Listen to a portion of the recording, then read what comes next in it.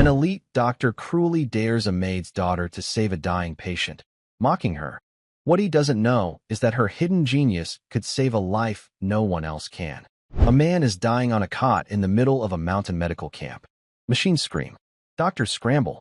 Robert Shaw, the chief surgeon, snaps. "You think you know something we don't?"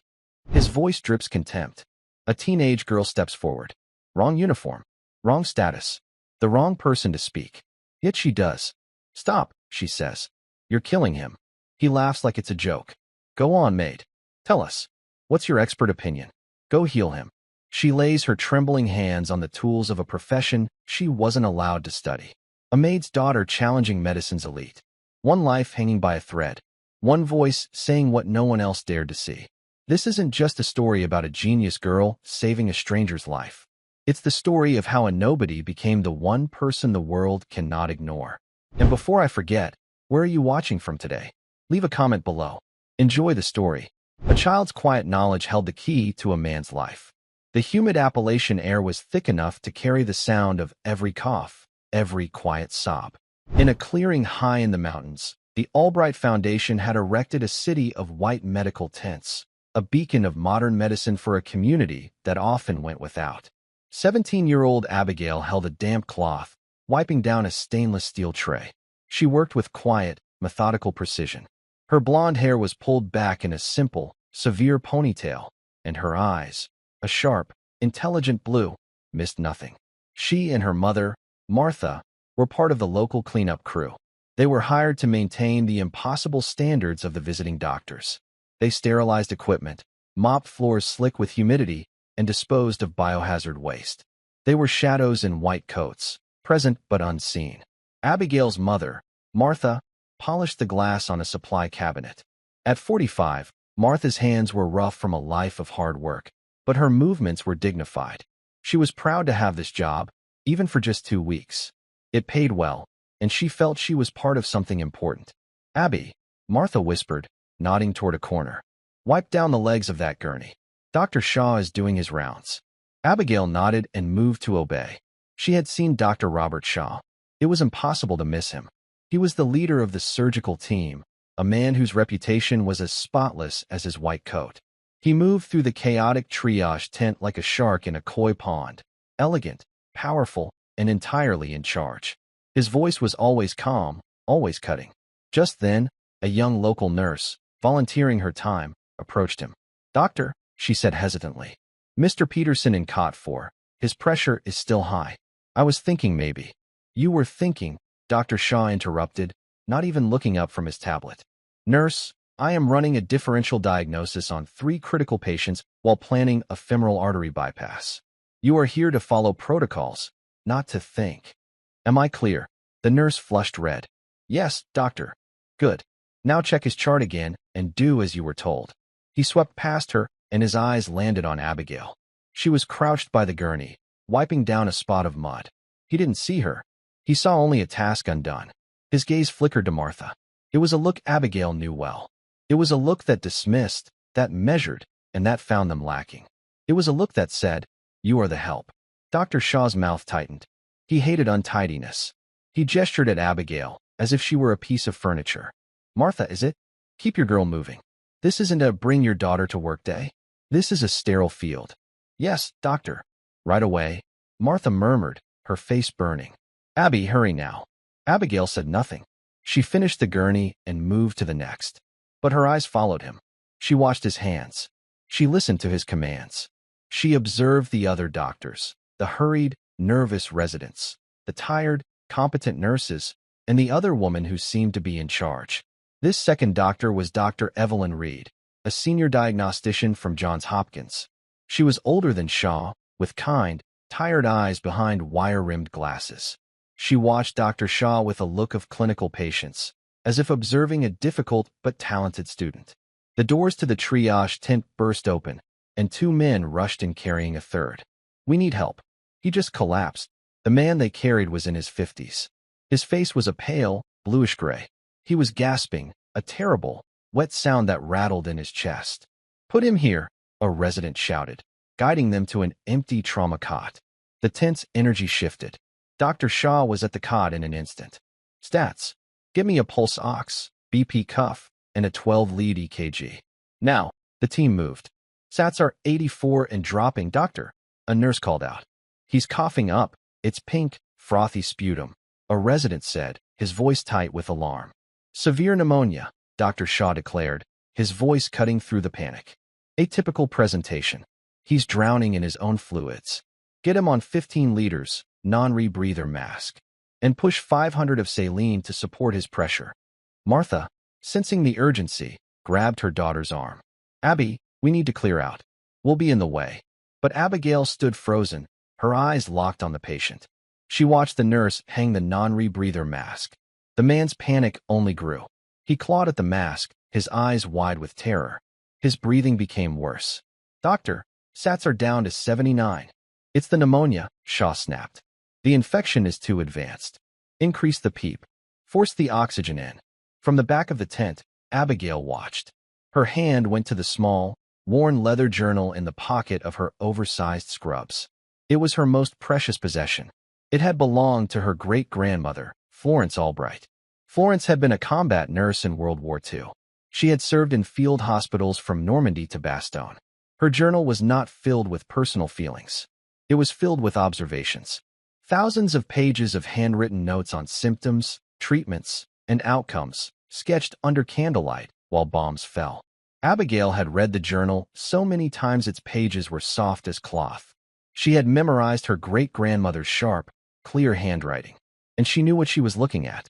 The fools always think it is the lungs, Florence had written in 1944, describing a soldier overloaded with fluids. They see the water and blame the vessel, not the pump. But look at the neck. Look at the froth. The veins stand out like ropes. The lungs are not sick, they are drowning. The heart is failing. Abigail looked at the patient. His neck veins were horribly distended. The pink froth on his lips was a classic sign. The high-flow oxygen was just forcing the fluid deeper into his lung tissue. They weren't saving him. They were killing him. Abby now, Martha hissed, pulling her arm. They're wrong, Mama. Abigail whispered, her voice trembling. What? They're wrong. It's not pneumonia. It's his heart. As they moved to leave, they passed two residents taking a break by the supply closet. Who's the girl? One resident whispered, sipping a coffee. She's with the cleaning crew. Martha's daughter. Why is she just staring? It's creepy. Shaw is going to have a fit if he sees her gawking at a critical patient.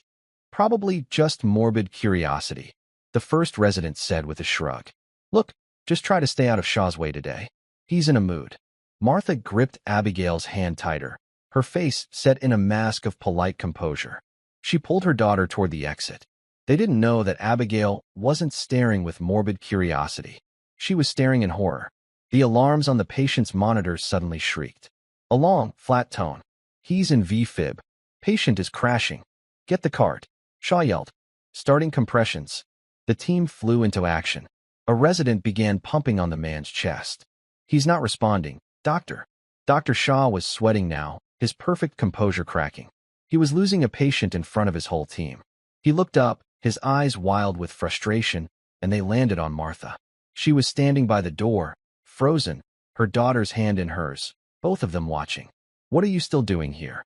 Shaw roared, his voice echoing in the sudden silence as the compressions paused. Martha flinched. We were just leaving, doctor. I'm so sorry. Sorry. Shaw laughed, a short, ugly sound. He was angry at the patient, at the residents, at himself. He pointed a gloved finger at Martha. You're all watching, staring at this man die. You think you know something we don't? You've been wiping floors and listening in. You think you're a doctor now? Martha turned pale. No, sir. Of course not. Then what is it? You've been here all week. You must have picked something up. His voice was dripping with sarcasm, a cruel, public humiliation. Go on, Maid. Tell us. What's your expert opinion? The resident stared, shocked. Dr. Reed looked up from her chart, her brow furrowed in disapproval. Martha just shook her head, tears welling in her eyes. Sir, please. What's the matter? Cack out your tongue. Shaw sneered. I thought you cared. Go on. Go heal him, if you care so much. He turned his back on her, a final, dismissive gesture. Charge to 200. Clear. A jolt went through the patient's body. Nothing. Still V-fib. Martha began to cry silently, her shoulders shaking with humiliation. Abigail, who had been silent this entire time, let go of her mother's hand. Her voice was quiet, but it cut through the tension like a scalpel. Stop. Every head in the tent turned. Dr. Shaw, paddles in hand, froze. He turned around slowly. Abigail was walking toward him.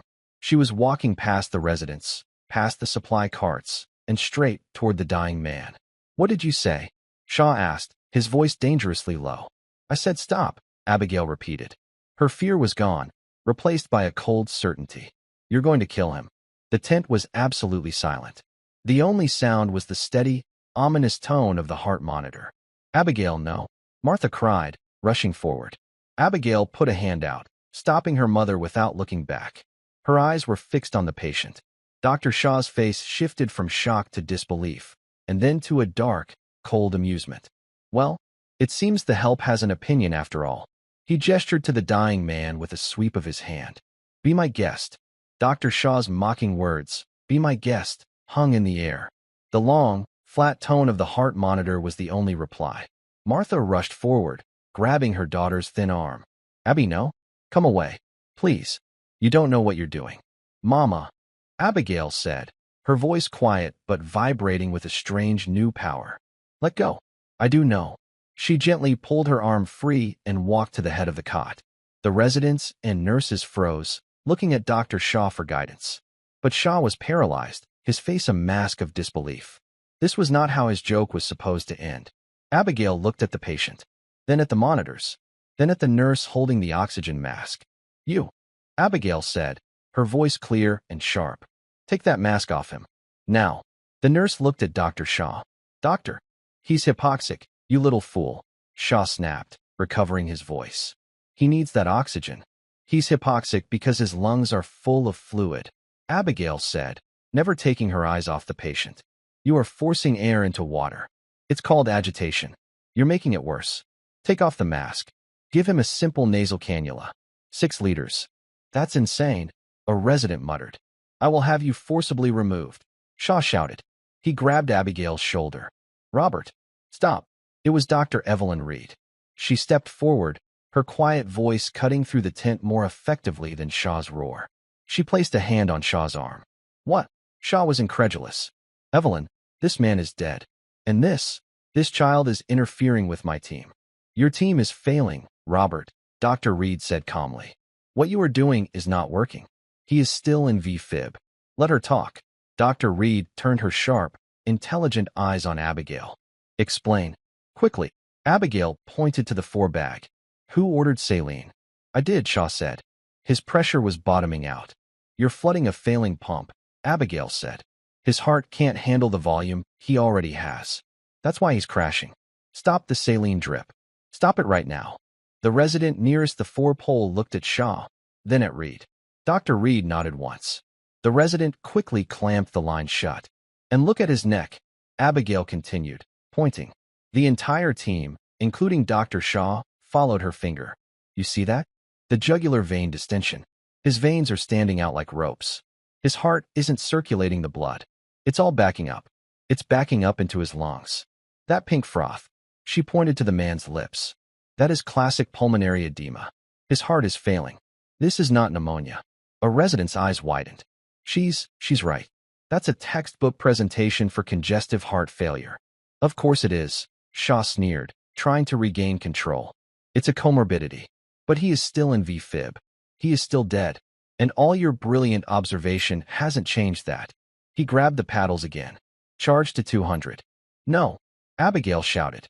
You're shocking a heart that is drowning and suffocating. You're just making it angrier. Get me 80 milligrams of Lasix. And 100 of lidocaine. Push it 4. Now. Lasix, the nurse asked, stunned. That was a powerful diuretic, a water pill. Lidocaine, the resident balked. For his heart rhythm. Do it, Dr. Reed commanded, her voice leaving no room for argument. The medical team, trained to follow the loudest voice, was now caught. Dr. Shaw was the director. Dr. Reed was the senior diagnostician. And the girl was the only one making sense. The nurse ripped open packages. A resident prepped the syringe. We don't have time for this, Shaw said, his voice tight. He's been down for 2 minutes. Then start compressions. Abigail ordered the resident beside her. Hard and fast. Don't stop. The young doctor, dazed, immediately began chest compressions. Meds are in, the nurse called out. Good. Now stop compressions, Abigail said. She picked up the paddles. Her hands were small but steady. Abigail, Martha whispered in terror. Charge to 200, Abigail said. The machine whined. Clear. She pressed the buttons. The man's body arched off the cot. Every eye went to the monitor. The flat line remained. A terrible, suffocating silence filled the tent. Dr. Shaw let out a short, bitter laugh. Well, doctor, any other bright ideas? Or are you done playing? Abigail's face was pale.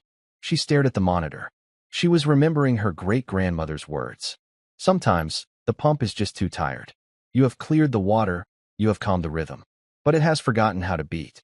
You must remind it. She was missing a step. The heart was weak. It wasn't just the fluid. It was the pump itself. What's his potassium level? Abigail asked. We don't know, the resident said. We just got him. It doesn't matter. Abigail looked at the nurse. Give me a vial of epinephrine, and one of atropine, and a 10 cubic centimeters syringe of calcium chloride. AP? Calcium, Dr. Reed said, her eyes widening. Child, you're just throwing drugs at him. His heart is stopped, Abigail said, her voice ragged. The lidocaine was to stop the V-fib. It worked. Now he's in asystole. He's flatlined. The Lasix is pulling the fluid. But the heart muscle is too weak to restart. The calcium will help the muscle contract. The AP will jumpstart it. She was no longer a girl. She was a force. The team, now fully under her spell, moved. Push the AP and atropine. Now, Abigail commanded. In, said the nurse. Resume compressions. The resident pumped. 10 seconds. 20. Stop. All eyes on the monitor. Nothing. Push the calcium chloride. Slow. Abigail said, her voice almost a whisper. It's in, the nurse said, her own voice trembling. Charge to 300, Abigail said. Clear. She shocked him again. The man's body jerked. A single, lonely blip appeared on the monitor. Then another. Then a third. Beep, beep, beep. It was a slow, ragged rhythm. But it was a rhythm. Sats are 81. The nurse whispered, her eyes filling with tears. 82, they're climbing. The patient, who had been a deathly blue-gray, suddenly took a gasping, shuddering breath. His color began to change, from gray to a pale, waxy pink. He groaned. Abigail let the paddles drop. They hung from their cords, swinging slightly. She stepped back from the cot. The tent was absolutely silent. The residents, the nurses, even Dr. Shaw, just stared. They had witnessed an execution stayed. A resurrection. Martha sagged against the tent pole, her legs giving out. She was sobbing, but this time, it was not from shame. Abigail's hands began to tremble, the adrenaline draining away, leaving her 17 again. The white-knuckled certainty was gone. She looked at the patient, now breathing through the nasal cannula. She looked at the monitors, which showed a steady, if weak, heartbeat. Then, she looked at Dr. Shaw. His face was a storm of conflicting emotions. There was shock. There was confusion. But beneath it all was a deep, cold, and profound rage. He had not just been proven wrong. He had been humiliated. He had been shown up by a 17-year-old girl in a janitor's uniform. Dr. Evelyn Reed walked past the cot. She stood directly in front of Abigail. She looked at the girl's trembling hands. She looked into her sharp, intelligent eyes. Her voice was quiet, holding a new kind of respect. Who? Dr. Reed asked. Are you? Before Abigail could answer, Dr. Shaw found his voice. It was no longer booming or sarcastic. It was quiet. Deadly. Get her out of here. Robert, be reasonable, Dr. Reed started. I said, get her out, Shaw repeated. She is not staff. She is not credentialed. She just assaulted a patient with a defibrillator and pushed unsanctioned drugs. Security. 2 men in security uniforms, who had been watching from the flap of the tent, moved forward. She saved his life, the young resident protested. She got lucky, Shaw spat. She practices voodoo medicine, and this time it didn't kill him. We have no idea what long-term damage she just caused. Get her out of my tent. The guards looked hesitant. Abby, Martha said, scrambling to her feet. Let's go. Please, let's just go. She grabbed her daughter's arm. Abigail didn't resist this time. She let her mother pull her away. She was too tired to fight. As the guards escorted them toward the exit flap, Abigail looked back one last time. The patient was sitting up, breathing. Dr. Reed was watching her go, her expression one of intense, calculating curiosity. And Dr. Shaw was staring at her, his eyes promising a reckoning. As the tent flap closed behind them, cutting them off from the world of medicine and light, Martha pulled her into a fierce hug. "Oh, Abby, what did you do? What did you do?" "I saved him, Mama," Abigail whispered against her mother's shoulder. "I know," Martha cried. "I know. But what are they going to do to us?" The heavy canvas flap of the medical tent slapped shut behind them. The sound was sharp, final. It was like being ejected from a bright, loud world into a silent, green one. The humid Appalachian evening was settling in. Crickets were starting to chirp. The sounds of the medical camp, the hum of the generator, the distant, muffled voices, were already fading as the two security guards walked them to the edge of the camp's perimeter. The guards were not unkind. They looked embarrassed. "Ma'am, we're sorry," one of them said to Martha. The supervisor said, "Well, he said to collect your things from the locker tent. Your pay for the week is in this envelope." Martha's hand, red and chapped, reached out to take the small white envelope. It was thin. "So, we're fired," Martha stated. It wasn't a question. "I'm afraid so, ma'am. Dr. Shaw's orders. He said you're not to be on the site." Martha nodded, her dignity a thin, brittle shield. "I understand. Thank you." She turned and, without looking at her daughter, began the long walk down the dirt path that led to their small cabin 2 miles below. Abigail walked beside her. For 10 minutes, the only sound was the crunch of their footsteps on the gravel and Martha's quiet, hitching breaths. The shame of being dismissed by Dr. Shaw had been replaced by a cold, numbing dread. "He'll ruin us, Abby," Martha finally whispered. Her voice was cracked. "He's a big, important man. From a big city. He'll tell everyone we're troublemakers. No one will hire me. Not even to clean at the diner." "He was wrong," Abigail said. Her voice was flat. The adrenaline was gone, leaving a deep, hollow exhaustion. "Right or wrong doesn't matter for people like us." Martha burst out, stopping on the path. She spun to face her daughter, her face pale in the dusk. "You don't see, do you? You're so smart, but you don't see what you've done. You humiliated him. Men like that, they don't forget. They don't forgive. You made him look like a fool in front of his people." "He was a fool," Abigail said, a spark of the earlier fire returning. "He was killing that man. I listened to his chest sounds when I was wiping the gurney. There were crackles at the base. But his EKG was showing SD elevation. His chart said he had a history of high blood pressure. All the signs were there. Shaw didn't even look. He just barked orders." Martha stared at her. "Listen? How did you?" "I didn't use a stethoscope," Abigail said. "You don't always need one. Great-Grandma Florence wrote that you can hear pulmonary edema just by listening to them breathe. It's a wet sound. A rattle. Pneumonia is a dry sound. A tight sound. He was wet, and Shaw was pumping him full of more fluid." Martha shook her head, her fear momentarily eclipsed by a familiar frustration. "That book, Abigail. You live in that book. This isn't 1944. This isn't a war. You can't just do what you did. You're not a doctor. You're a child." "He told me to," Abigail said, her voice dropping. "He told you to. Go heal him," he said. "He was laughing at us." The defiance in her voice broke, and for the first time, the 17-year-old girl reappeared. A tear traced a clean path through the grime on her cheek. "He made you cry, Mama." Martha's anger dissolved. She pulled her daughter into a fierce hug, right there on the dark, empty path. "Oh, my baby," she murmured, stroking her blonde hair. "My smart, brave, foolish girl. Yes, he made me cry. But I'm terrified for you. What's to stop him from calling the police? He said you assaulted that man." Abigail pulled back, her eyes clearing. "He won't." "How do you know?" "Because if he calls the police, he'll have to file a report. And if he files a report, he'll have to admit that the patient is alive. He'll have to admit that my treatment worked and his didn't. Men like him," she said, echoing her mother's words, "can't ever admit they were wrong. He won't call the police. He'll just make sure we disappear." Martha looked at her daughter, a stranger she had raised. "When did you get so old?" "I've just been paying attention, Mama," Abigail whispered.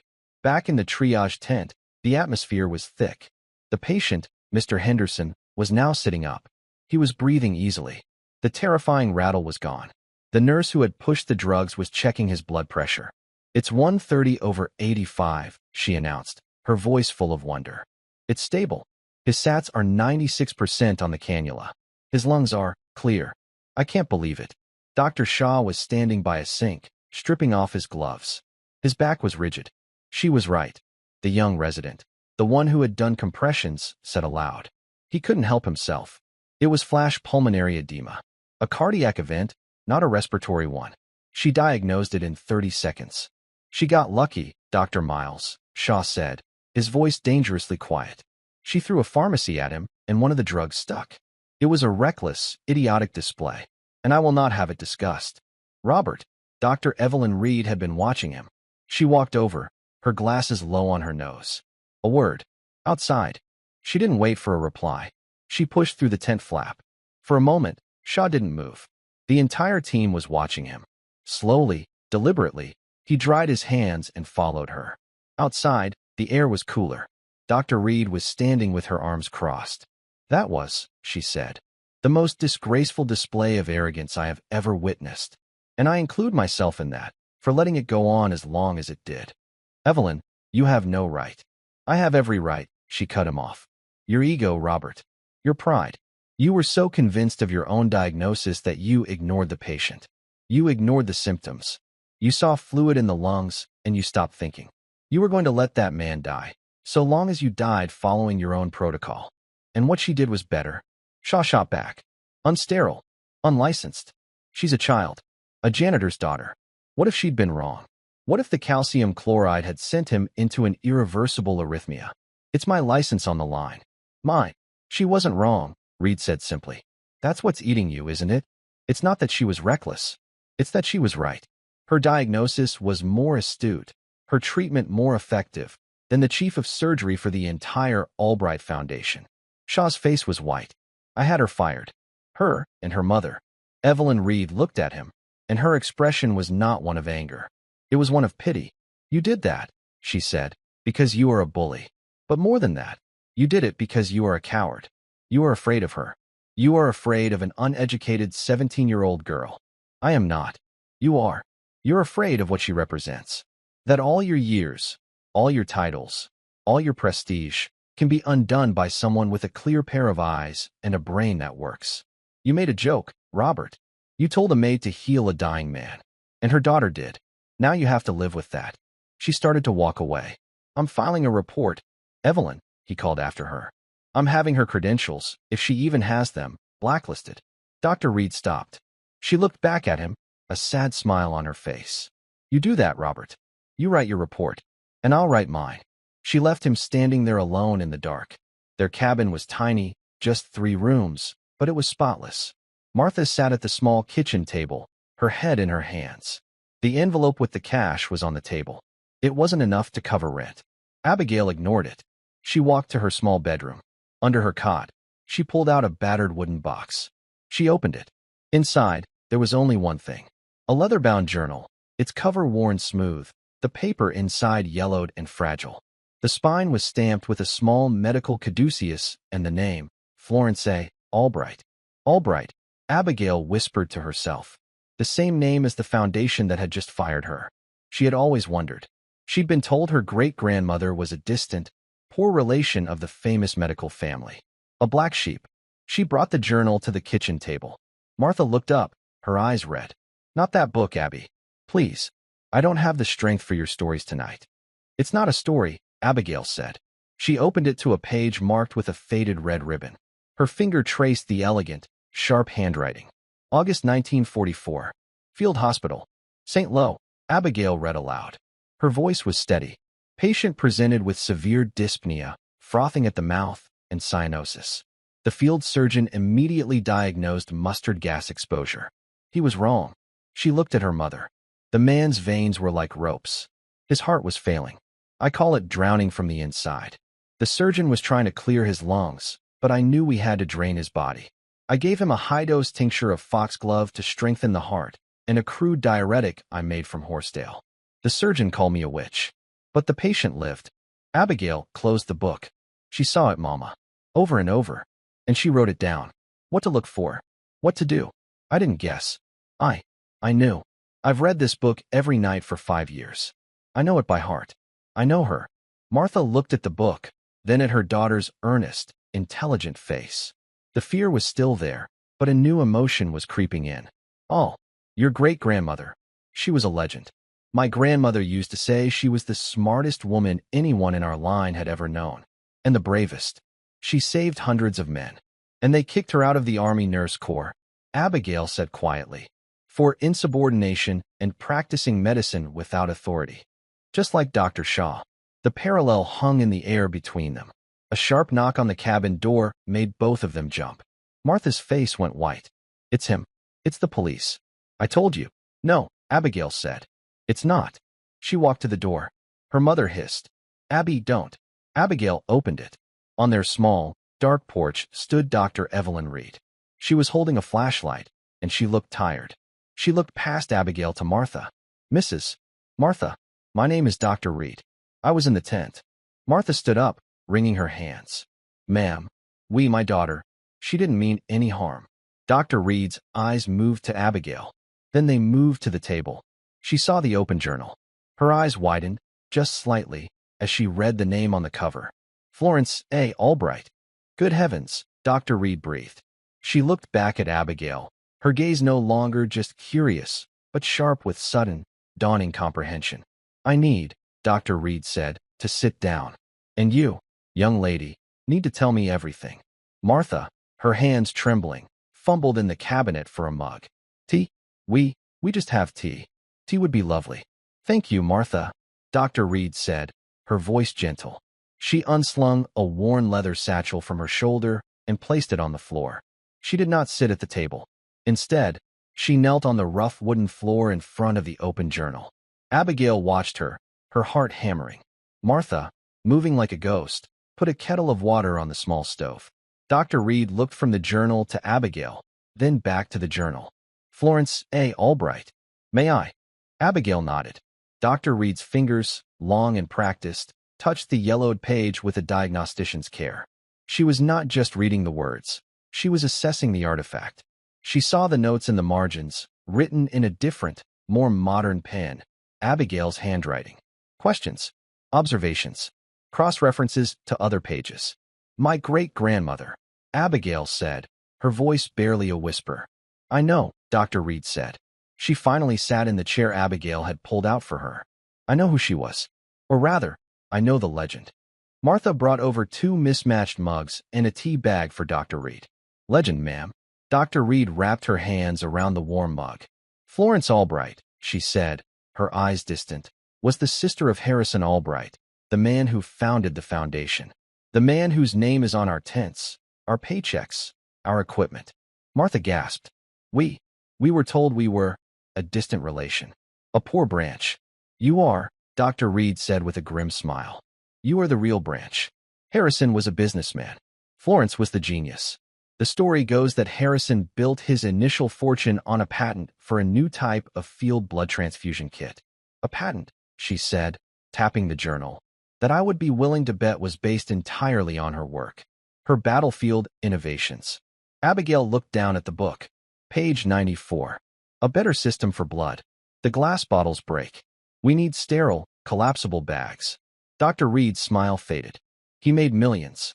Florence, as the story goes, refused to take a penny. She called it blood money. She said he had commercialized a tool meant to save lives, not build mansions.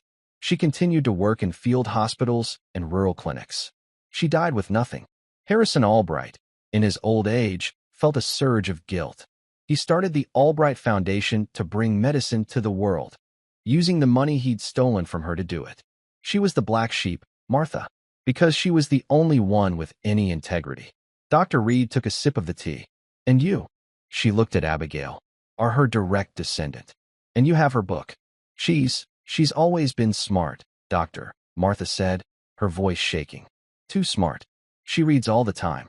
Doesn't have friends. Just this. She pointed to the journal. I tried to get her to read other things. Novels. School books. But it was always that. Why? Dr. Reed asked Abigail directly. It's not just a book. It's a manual. For you. Why? Abigail stared at her hands. Because, No one else would listen. Listen to what? To what was wrong? Abigail said, a sudden, fierce passion in her voice.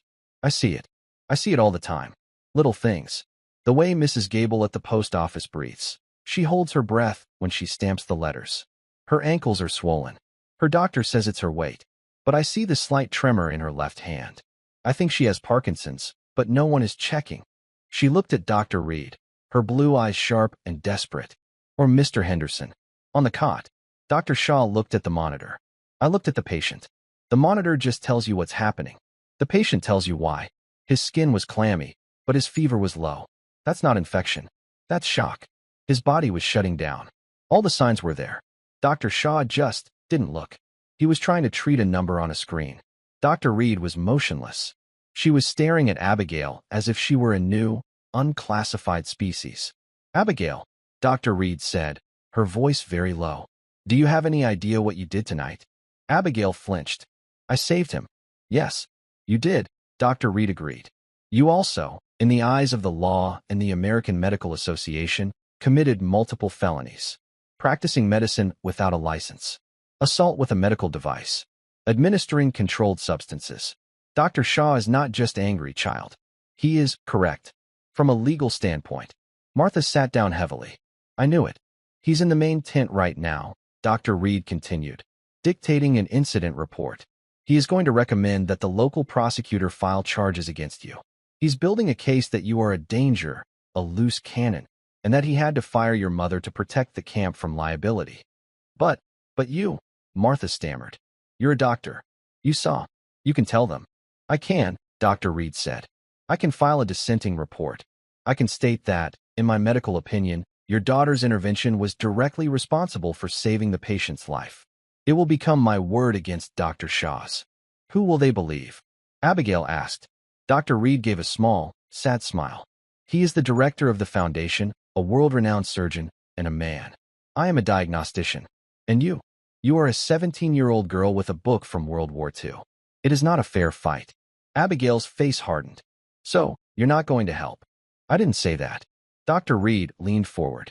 I have a complex case. A patient I've been consulting on back in Baltimore. A young man, 30 years old. He's been to 8 specialists. He's dying. We don't know why. We are all, as you put it, treating the numbers on the screen. She reached into her satchel and pulled out a thick manila folder. She dropped it on the table on top of the journal. I'm going to finish my tea. I'm going to walk back to the camp. It's a 2-mile walk. Let's say 1 hour. Abigail just stared at the folder. What is this? It's his file, Dr. Reed said. Charts. Blood work. EKG strips. MRI reports. Everything. 8 specialists have looked at this, Abigail. 8 world-class minds. And we are all stumped. She stood up and put her mug in the sink. You're not a doctor. You're not a student. You are, as Dr. Shaw so cruelly pointed out, the help. But I saw what I saw. And I am a scientist before I am a colleague. And I cannot ignore new data. She walked to the door. I'm going to file my report tonight, Dr. Reed said. What I write in it depends on what I find when I come back in an hour. Martha looked at the folder as if it were a bomb. Doctor, wait. What are you asking her to do? It's not fair. You're using her. Dr. Reed turned, her hand on the doorknob. Her kind eyes were now as hard as steel. Yes, Martha. I am. Because Robert Shaw is not just a bully. He's a bad doctor. He's arrogant. He's lazy. And he cuts corners.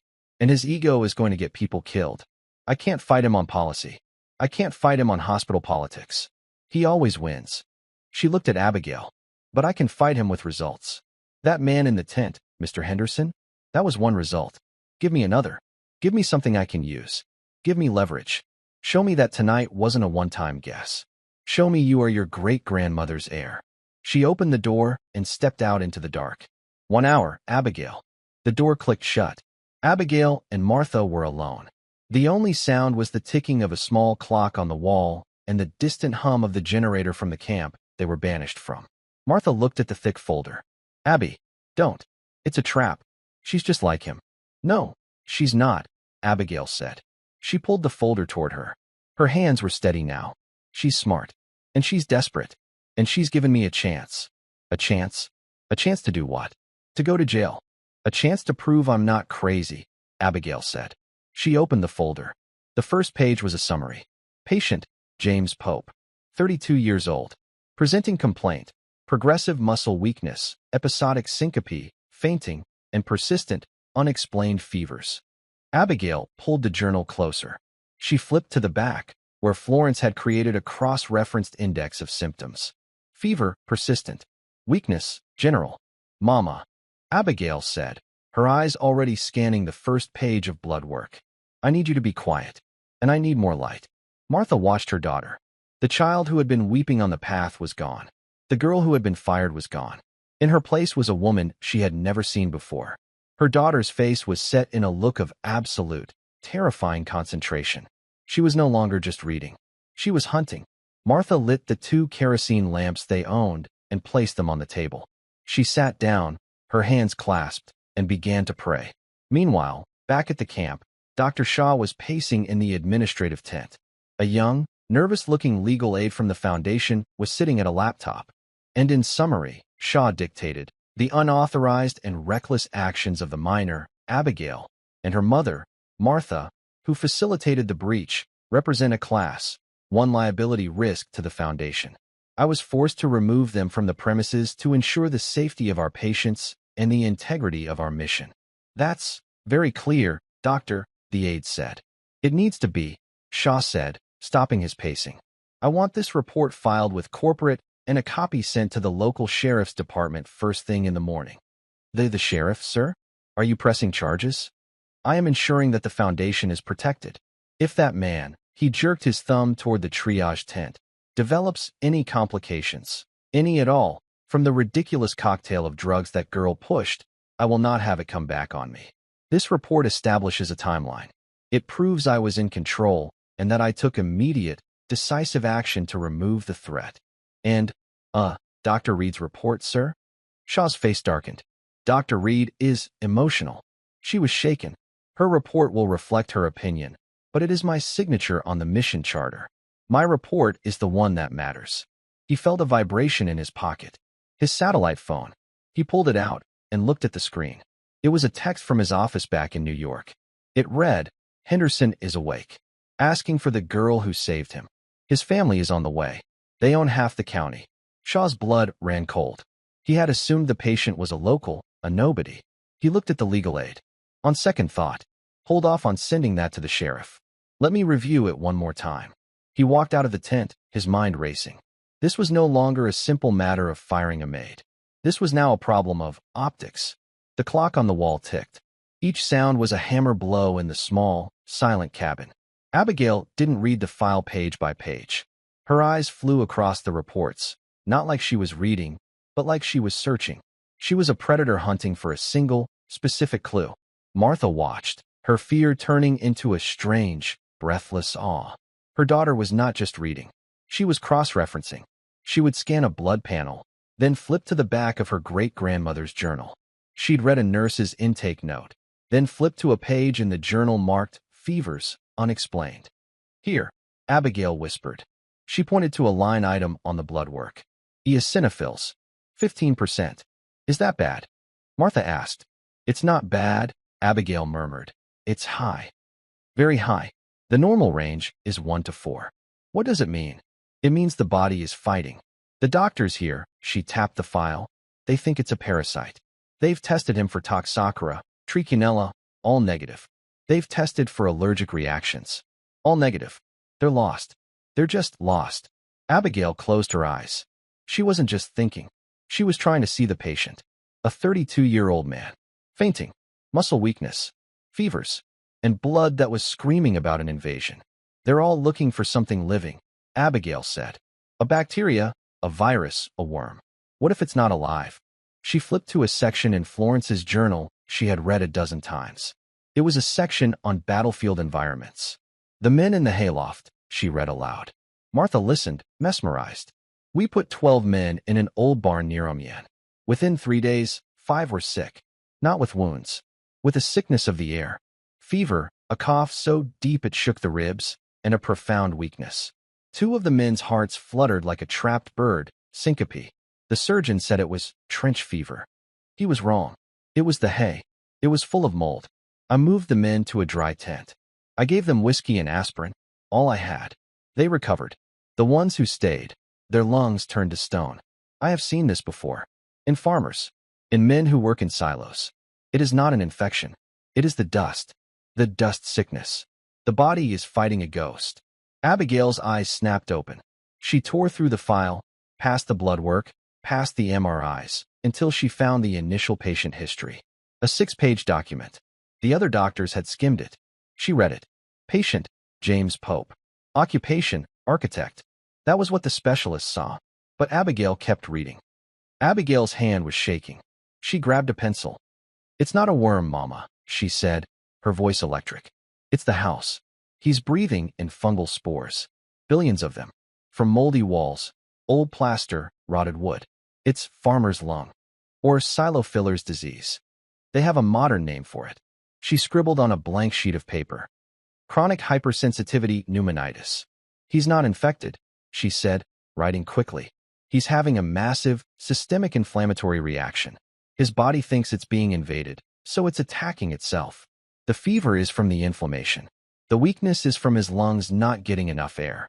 The fainting, the syncope, is because the inflammation is putting so much pressure on his heart, it can't beat right. The eosinophils are high because it's an allergic response, not a parasitic one. She stopped writing. They're giving him antibiotics. They're trying to kill a germ that isn't there. All they're doing is destroying his gut. They're not stopping the one thing that's killing him. What? What stops it? Martha whispered. You stop the why. You get him out of the house. And you stop the inflammation. She wrote 2 words on the bottom of the page. Prednisone. Now. She looked at the clock. 48 minutes had passed.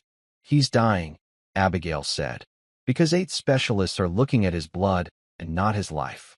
As if summoned, a knock came at the door. Martha opened it.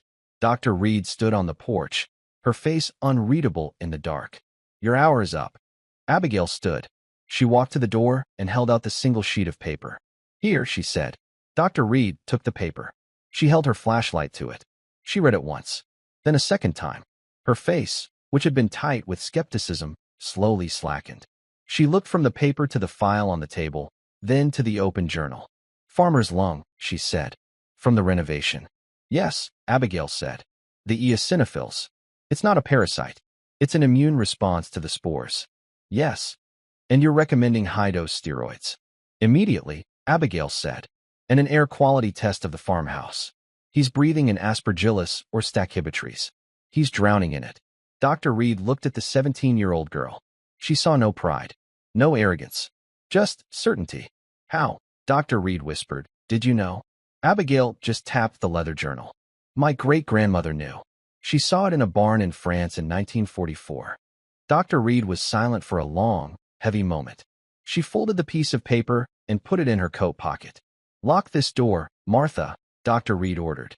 Do not open it for anyone. Not the police. Not the guards. Especially not Dr. Shaw. Do you understand me? Martha nodded, her eyes wide. Dr. Reed looked at Abigail. What you did tonight. It may have just started a war, child. Or it may have ended one.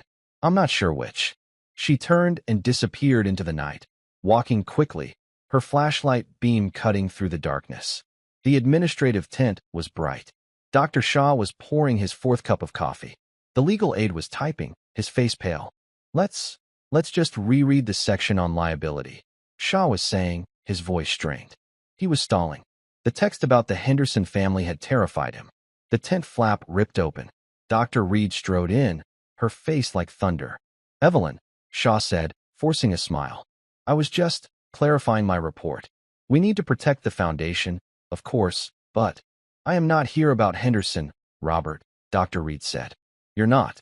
He was confused. I'm here about James Pope. The Baltimore Consult. Shaw's brow furrowed. The multi-system failure? What about him?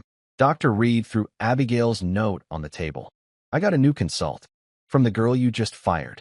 Shaw picked it up. He read it. A look of disbelief crossed his face, followed by a short, barking laugh. Farmer's lung? Are you insane? We ran a full pulmonary workup. His lungs are clear. This is absurd. His lungs are not clear, Dr. Reed said, her voice low and dangerous. They are systemically inflamed. You didn't see it on the X-ray because it's not a bacterial mass. It's tissue-wide inflammation. You saw the high eosinophil count, and you went on a safari. You never once considered the environment. He's renovating a 150-year-old house. He's breathing in mold. Shaw's smile vanished. He knew the case. He knew the high eosinophil count. He knew they had found no parasite. He had been as stumped as the others. It's a guess, Evelyn. A lucky guess.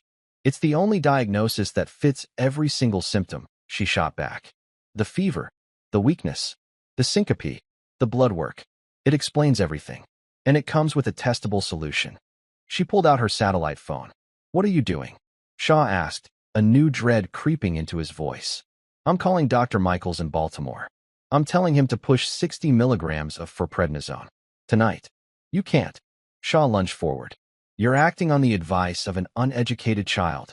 If you're wrong, if he has a fungal infection and you give him steroids, you will suppress his immune system and kill him. You will be ruined, Evelyn.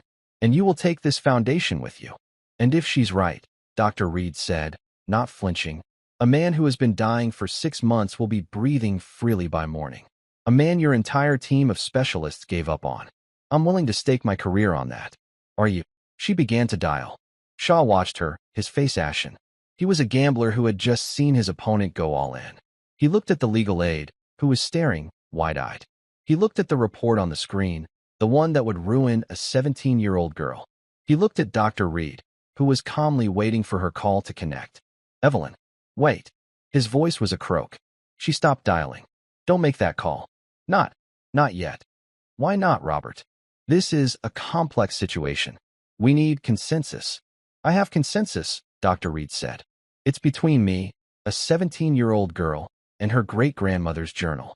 It's the only medical team that's been right all day. Shaw collapsed into his chair. He was defeated. Utterly. He had been outmaneuvered, outdiagnosed, and outclassed. He had no leverage. She had all of it. What do you want? He whispered. The legal aide stopped typing. First, Dr. Reed said, you're going to delete that report. Shaw looked at the screen. His entire case. His protection. His pride. His hand moved to the mouse. He highlighted the text. And he hit the delete key. Second, Dr. Reed continued. You will issue a full, formal apology to Martha and Abigail. And you will rehire them. With back pay for the humiliation. Shaw nodded, his eyes closed. Third, Mr. Henderson is awake. His family is on the way. I'm sure you know who they are. You are going to go to his bedside. And you are going to tell him, and his wife, and his sons, the truth. Shaw's eyes snapped open. The truth. That you misdiagnosed him. That you nearly killed him. And that his life was saved by the diagnostic genius of a young woman named Abigail. The maid's daughter.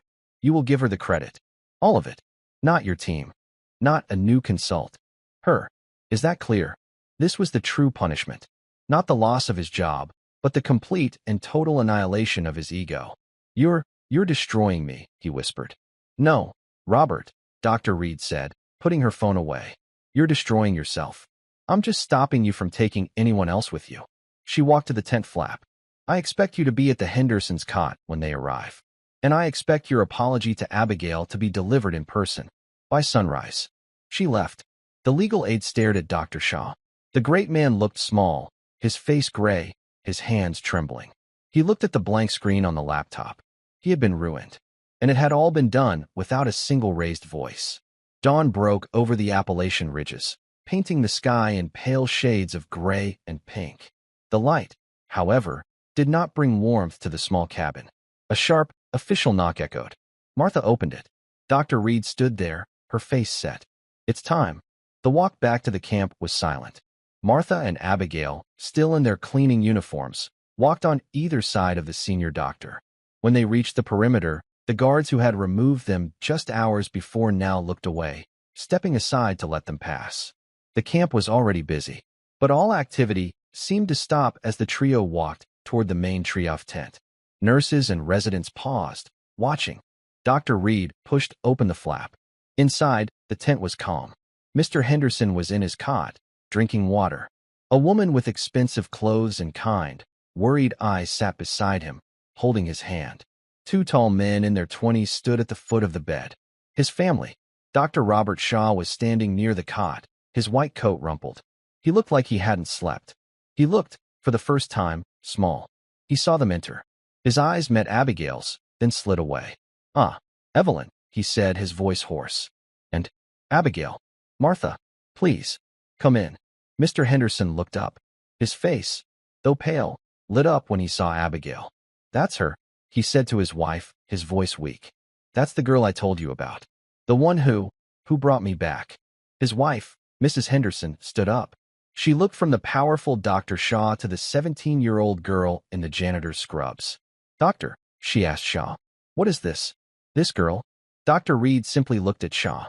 This was his moment. His crucible. Shaw swallowed. He walked to the center of the small space. His entire team, the residents, the nurses, were watching him. "Mrs. Henderson," he began, his voice cracking. "Mr. Henderson, I owe you an apology, and I owe one to this young woman." He turned to Abigail. His eyes were red-rimmed, his arrogance completely stripped away.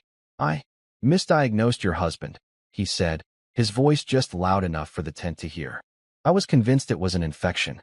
I was giving him fluids and oxygen that were. You were killing me," Mr. Henderson said. It was not an accusation.